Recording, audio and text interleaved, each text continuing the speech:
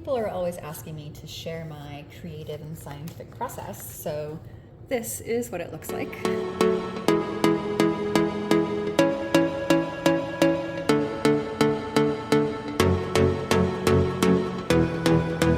If I was betting on whether or not people are going to watch this whole video, I would bet mostly not. So if you are a fellow nerd who is interested in this sort of thing, I would actually really love to know that you're there, and I'll be more likely to share more of this process. I've just laid out all of my data. This is based on over 400 pages of research. I honestly stopped counting after 400 pages. Who cares? It's a lot.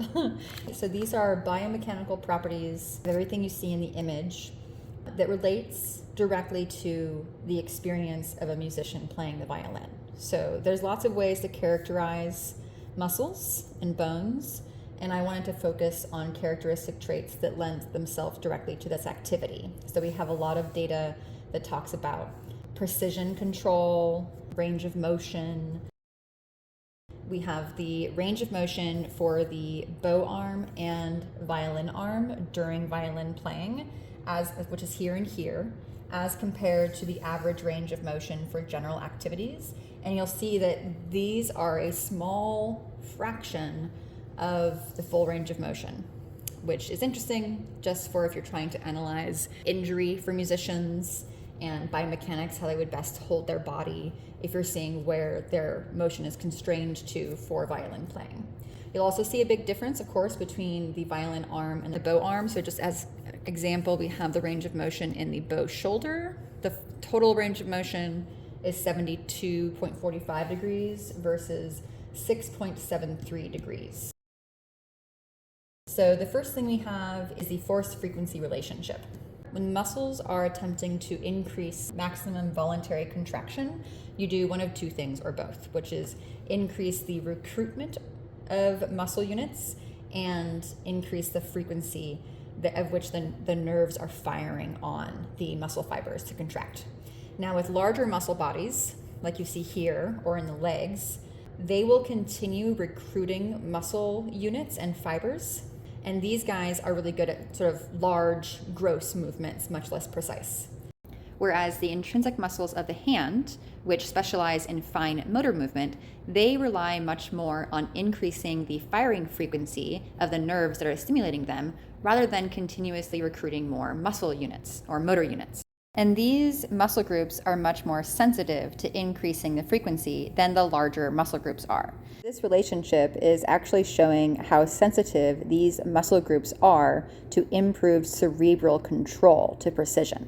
How we measure that is by comparing the force-frequency relationship between different muscle groups in the body. This relationship measures how much increase in force in millinewtons the muscles attain per hertz increase in firing rate. And so for the intrinsic muscles of the hand, which specialize in fine motor movement, they have 9.1 millinewtons of force increased per hertz. Whereas the extrinsic muscles of the hand, which you see in the forearm, they have only 2.9 millinewtons of force increased per hertz. All of which shows how musicians improve their precise control via their long-term practice and expertise. What we're seeing here is the brain's impact on musicians playing. So the stress-strain curve is showing how much physical deformation a material exhibits at a certain force. And so we're looking here at the percent of strain or deformation at maximum force, the maximum stress. And at max, they're going between 1 and 1.5% strain. This is, again, showing that there's a lot of precision, because if you're seeing a lot of strain in the tendons, then the motion of the fingers would be due to this sort of like bouncy, elastic tendon here during the muscle movement. Instead, you're seeing a lot of finger control based on the actual muscle contraction and the fibers here. Next, we have, for the thenar muscles, that's the thumb, we have some thenar muscles here, and I have the conduction velocity of the nerve signal. This is the contraction time, and then we're gonna start getting into PCSA. PCSA is physiological cross-sectional area. Physiological cross-sectional area corresponds linearly to the maximum isometric force a muscle can have. Example here, these fibers, their angle compared to the longitudinal axis of the muscle body is parallel. Versus the fibers here in the tricep, these are perpendicular. So this is a pennate muscle. When you do this, you get more physiological cross-sectional area, and that increases the contractile capability of that muscle. But there's a trade-off. So this muscle is better at fast movements with a lot of range of motion, versus muscles like this are better at sort of slower contraction with a smaller range of motion, which you can just test yourself. Just extend your arm and you'll be using the tricep here, versus extend your hand and see how much the range of motion compares. This is cool because it's really easy to see the relationship.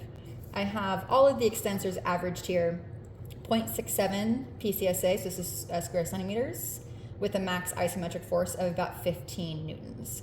Compare that to the flexors, which are stronger and they have a greater range of motion, 1.67 to 39. So you're looking at, like, this is a big difference, and we're just looking at the difference between the flexors and extensors, which have a kind of similar-ish role. But then if you compare these guys to these big dudes here, so we're looking at the difference between these muscles here, the flexors and extensors, compared to these large muscle groups.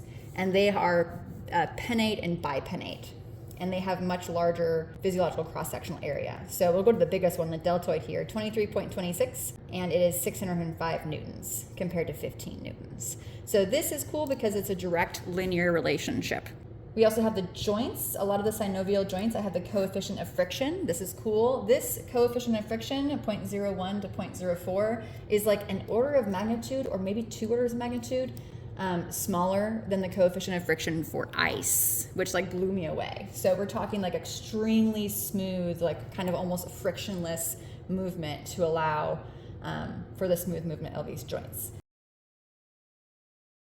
This is taken from a paper that was comparing the physical properties of different types of wood and their sort of acoustic quality. And so all of this data relates to how rich the sound is. So we have their elastic modulus, which is again measuring the stiffness of the material, the density, and then here we have the spectral components, which is you're kind of looking at the range of frequencies that it is capable of resonating, and this is its fundamental frequency. I may also include some of its harmonics. And then the strings, I have their the hertz frequency here.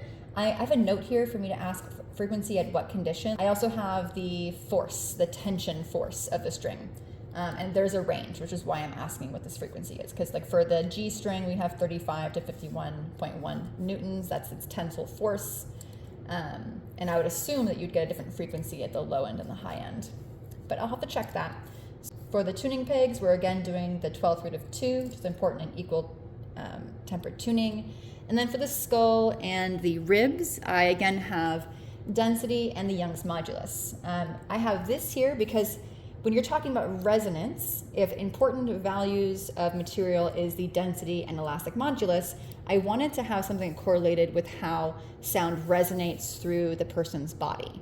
I understand that bones in the face is important for resonance of singers, and I'm assuming that the way the violin's music resonates through her body changes her lived experience of playing, of this, the sound quality of the violin, and this links her together. And I'm also kind of wondering if the way that the music resonates through her body, if that creates a difference that we could experience and notice the difference as an audience member, how you can hear a recording of a violinist playing versus someone playing right in front of you.